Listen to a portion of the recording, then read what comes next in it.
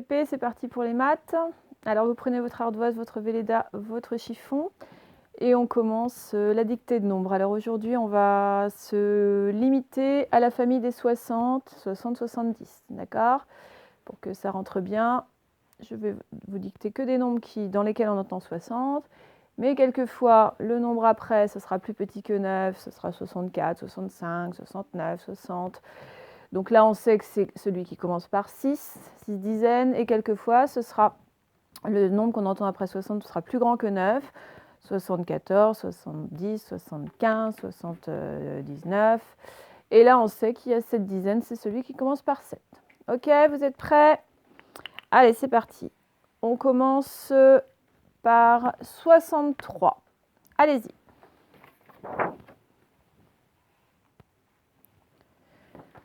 Alors, 63, c'est évidemment avec le 6, puisque 3 est plus petit que 10. Enfin, oui, je dis que 9 ou 10, on sait que ça va jusqu'à 9 et que ça commence par 10 l'autre. Donc, 63. On continue. Vous écrivez 77. Allez-y, 77. Alors, 77, après 60, j'ai 17, donc obligatoirement, je vais avoir une dizaine de plus qui va aller dans mes 6, et il me restera les 7 de 17, donc 77. On continue, 73.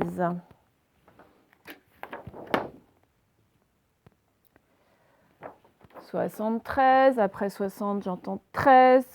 Plus grand que 10, donc ça va commencer par le 7 et le 3 de 13. D'accord? Bon, pour celui-là, je vous réexplique.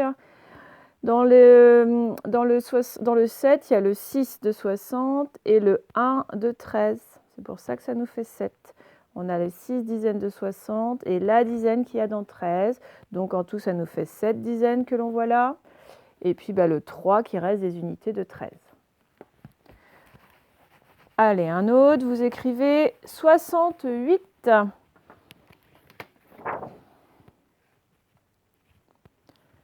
Alors, 68, après 60, j'entends juste 8, qui est plus petit que 10, donc c'est celui qui commence par 6. 68,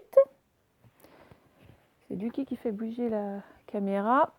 Et le dernier, 79. Allez-y. 79, après 60, j'entends 19, qui est évidemment plus grand que 10. Donc ça commence par un 7 et j'ai le 9 de 19. 79. On s'arrête là pour la dictée de nombres. Bon, avant de continuer, il y a quelqu'un qui veut vous faire un coucou apparemment là, qui est dans mes pattes depuis tout à l'heure. Regarde Lucky, tu dis bonjour ECP. Tu dis regarde. Oh. Donc tu dis bonjour ECP, tu nous laisses tranquille. Hop. Alors, on va refaire une série de décompositions. Donc, on a fait déjà 5, 6, 7. Aujourd'hui, on va faire la décomposition de 8. Alors, je vous rappelle comment ça se présente. 8 égale quelque chose plus quelque chose et 1. On commence, vous vous rappelez, dans l'ordre par 0. Donc, vous avez 9 réponses à trouver. 9 décompositions directes à trouver. Je vous laisse du temps pour le faire et j'écris au tableau moi. À tout à l'heure. Ça y est, les décompositions ont été trouvées. Donc on commence par le 0. 0 plus combien égale 8? Eh bien 0 plus 8. Si vraiment vous avez du mal, si vous faire avec vos doigts ou de tête, ce que vous pouvez faire, c'est prendre un tas de 8 objets, 8 cailloux, 8 bonbons, 8 je sais pas quoi, 8 pâtes.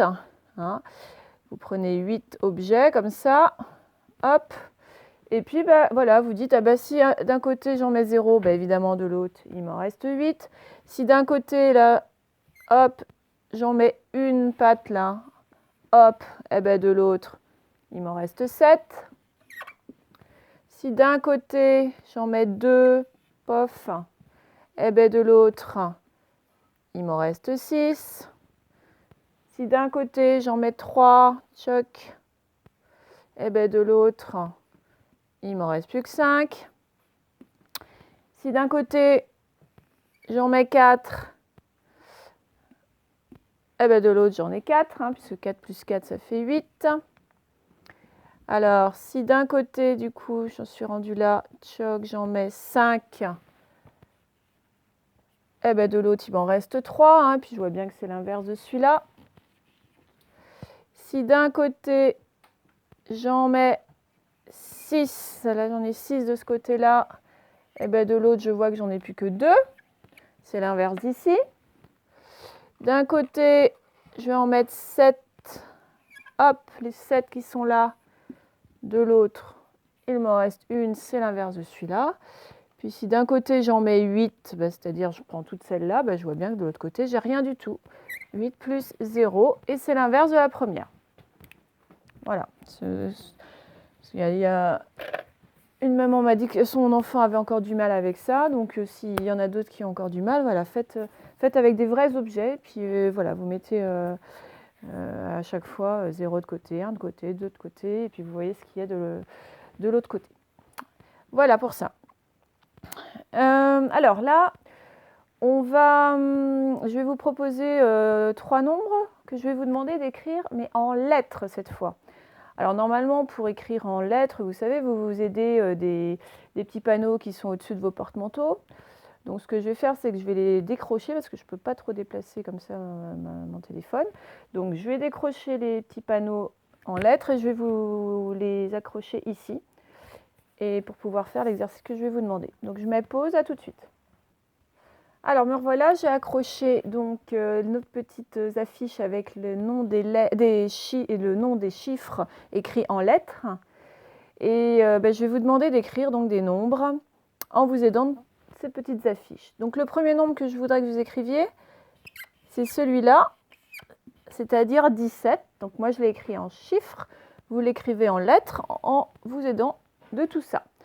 Donc prenez votre temps, je fais pause et on corrige ensemble tout de suite. 17.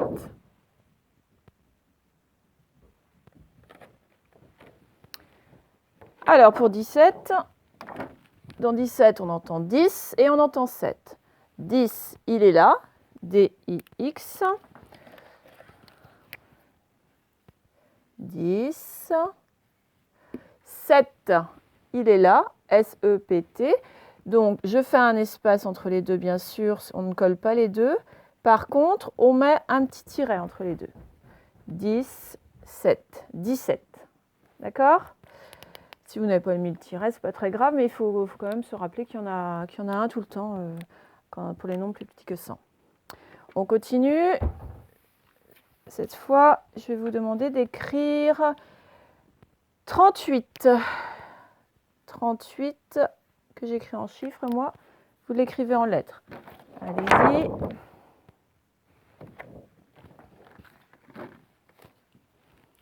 Alors, 38, vous avez dû vous dire qu'on entendait 30 et 8. 30, il est écrit là. 8, il est là. Donc, 30, T-R-E-N-T-E. Je fais un tiret, hein, comme tout à l'heure. 8, H-U-I-T. Voilà le 38. OK? Et on en fait un dernier pour aujourd'hui.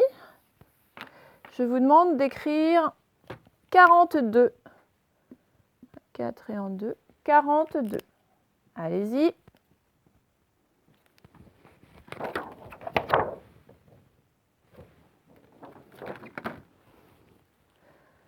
Donc 42, donc l'erreur à ne pas faire, bien sûr, c'était d'écrire 4-2, hein, style 4-2, parce que là, le 4 qu'on voit, il ne se dit pas 4, il se dit 40. Hein. Donc attention, il fallait bien chercher le 40 qui est là. Donc Q-U-A-R-A-N-T-E. Je mets un petit tiret, et puis le 2 que je trouve ici, D-E-U-X. Voilà pour cet exercice. Alors, je vais mettre pause pour installer un autre jeu. Alors, me revoilà avec le jeu de la cible. Vous voyez la cible qui est accrochée au tableau. Vous avez tous déjà joué aux fléchettes. On a un jeu de fléchettes dans la classe.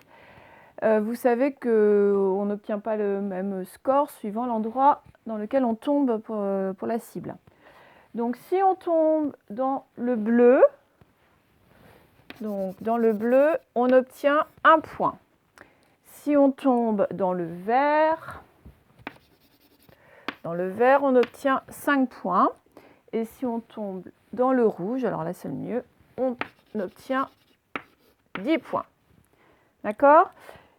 Et bien donc je vais vous demander de calculer quel score est-ce que je vais faire avec mes fléchettes. Alors moi mes fléchettes ça va être des aimants hein, pour que ça tienne.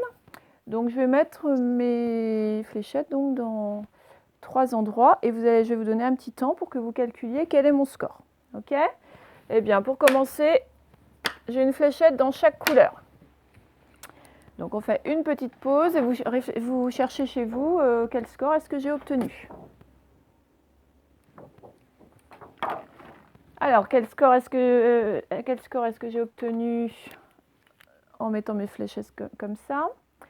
Donc j'en ai une qui vaut 10, celle qui est dans le rouge, plus une qui vaut 5, celle qui est dans le vert, plus une qui vaut 1, celle qui est dans le bleu. D'accord ? Donc, vous vous rappelez, l'autre jour, on avait mis des nombres ensemble là, pour calculer. On peut mettre le 5 et le 1 ensemble, ça fait 6. Je rajoute mon 10. 10 plus 6, ça fait 10, 6, ça fait 16. Donc là, j'ai obtenu 16 points, par exemple. D'accord ? Alors, je vais faire un autre jeu. Cette fois, ma première fléchette est là. Ma deuxième fléchette aussi est là. Et ma troisième fléchette est là. Allez-y, réfléchissez.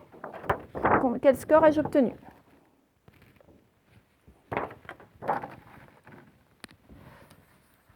Alors, cette fois, j'ai donc une fléchette dans le 10, une autre fléchette dans le 10, et ma dernière fléchette est dans le 1. Bon, alors je peux mettre mes deux 10 ensemble. 10 plus 10, ça fait 20, plus mon 1 tout seul, 20 et 1, bien sûr, ça fait 21. Donc là, j'ai obtenu 21 points. On en fait un dernier pour aujourd'hui ? Hop. Alors, cette fois, j'ai lancé mes 3 fléchettes dans le vert. C'est tombé comme ça. Quel score est-ce que j'ai obtenu ? Allez-y.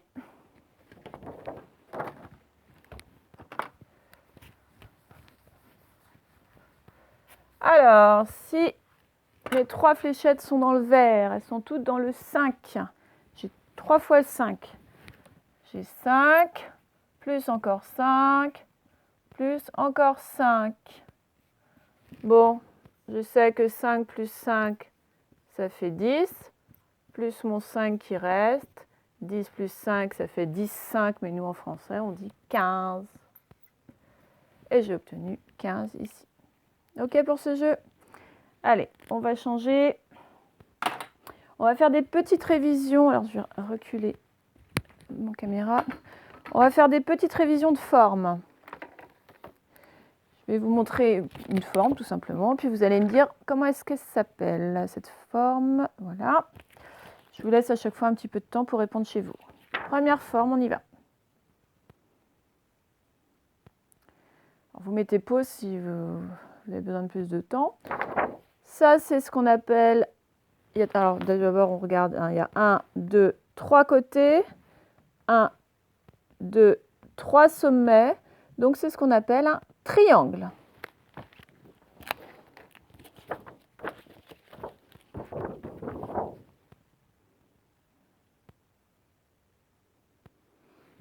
Alors, cette forme, on a 4 côtés, 4 sommets. C'est donc un quadrilatère, mais ce quadrilatère a quelque chose de particulier. Là, vous remarquez, il y a les angles droits. Quand on prend le coin d'une feuille, hop, si je le mets comme ça, voilà, ça passe impeccable. Donc, on appelle ça un angle droit. Donc, il y a 4 angles droits. Et puis en plus, je vois que ce côté-là est de la même longueur que celui-là. Par contre, il n'est pas de la même longueur que celui-là. Celui-là, il est de la même longueur que celui-là. Donc les côtés, on dit, ils sont de la même longueur 2 par 2. Celui-là va avec celui-là, celui-là va avec celui-là. Donc, c'était un rectangle.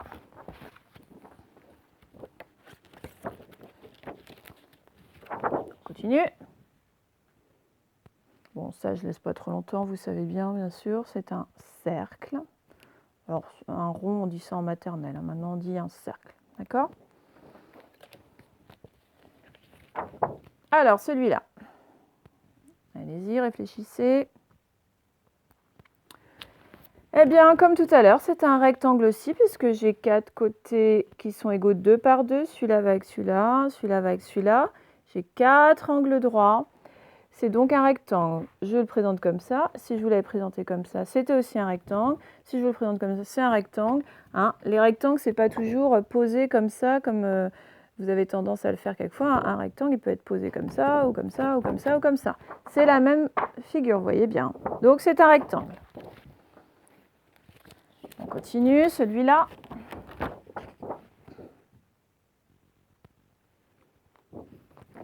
Alors, il y en a peut-être qui ont dit c'est un losange, maîtresse. Eh ben non, c'est pas un losange. Ils ont dit que c'était un losange parce que je l'ai posé comme ça pour les piéger un petit peu. J'aurais posé comme ça, ils auraient trouvé tout de suite la réponse. C'est donc un carré. Regardez, 4 côtés, angle droit, et les 4 côtés sont égaux. Et même si je le mets comme ça reste un carré, ça ne devient pas un losange. Parce qu'un losange, la différence, hop, je vous montre. Voilà un losange. Dans le losange aussi, on a 4 côtés égaux. Mais la seule différence entre les deux, regardez, là il y a des angles droits. Là, ce ne sont pas des angles droits. Regardez quand je mets le coin d'une feuille. Hop. Hop là, je suis un peu emmêlée avec tout ça. Donc quand je mets le coin de la feuille, là ça passe pas, ça fait pas un angle droit, sur celui-là non plus. Donc ça c'est un losange, l'autre c'est un carré. D'accord, ça c'est un carré aussi. Vous voyez. Mais c'est pour ça qu'il ne faut pas se laisser piéger par la position de la figure. Alors ça,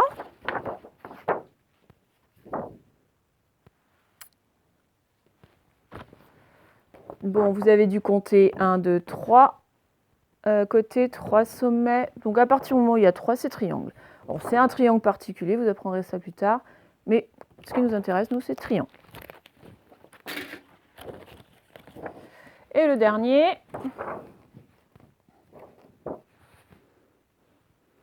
Alors ça, ce n'est pas un rond. Il y en a peut-être qui vont dire un œuf, c'est la forme d'un œuf. Mais voilà, un rond qu'on a étiré de manière régulière comme ça, c'est un ovale. Voilà. Bon, eh bien, on finit pour aujourd'hui avec le tableau des nombres, pardon. Je vais le repositionner. Alors, on va recentrer ça mieux que ça. Voilà, parfait. Alors, on continue des nouveaux placements. Si je prends celui-là, par exemple, celui-là, nous avons le nombre 33. 3 dizaines, 0, 1, 2, 3, c'est dans cette ligne-là. 3 unités, il est là. Ok. Allez, on continue avec celui-là. 4 dizaines, une unité, ça fait 41. Dans la ligne là, la colonne là, entre les deux, on a juste une unité d'écart.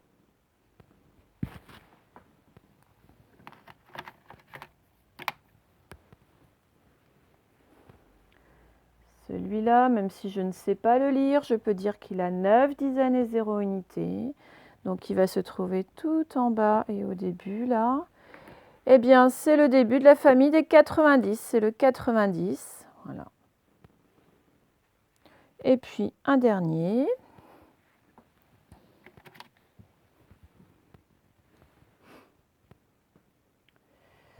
Alors, 6 dizaines et 7 unités. 6 dizaines, 4, 5, 6. 7 unités, je vois bien que c'est là que ça s'unit par 7. C'est ici. Entre celui-là et celui-là, c'est une dizaine de plus, c'est les dizaines qui changent. Vous voyez, les unités, c'est toujours les mêmes. Donc, pour passer de là à là, on va faire plus 10. 67 plus 10 égale 77. Pour passer de là à là, on va faire plus 1. Regardez, 58 plus 1 égale 59. Quand c'est les unités qui changent, on fait plus 1. Quand c'est les dizaines qui changent, ben là, par exemple aussi, c'est plus 10. Pour passer de 4 dizaines à 5 dizaines, on rajoute une dizaine, c'est-à-dire qu'on rajoute plus 10. OK? Bon. Eh bien, on s'arrête là pour aujourd'hui. Eh bien, je vous souhaite un bon week-end, du coup. On se retrouve lundi pour la suite de nos aventures. Allez, bon week-end. Au revoir les CP.